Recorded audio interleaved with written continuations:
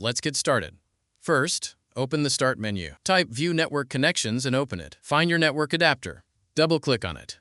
Click Properties.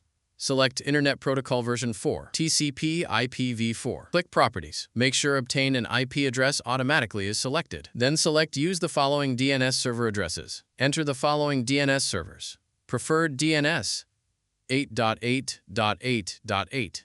Alternate DNS 8.8.4.4. Click OK. Now we'll reset the network settings. Open the Start menu. Type CMD. Right-click Command Prompt and select Run as Administrator. Click Yes. Now type the following commands one by one and press Enter after each. ipconfig/flush DNS. netsh winsock reset. netsh int IP reset. Final step. Restart your computer. After restarting, the server IP DNS address could not be found error should now be fixed.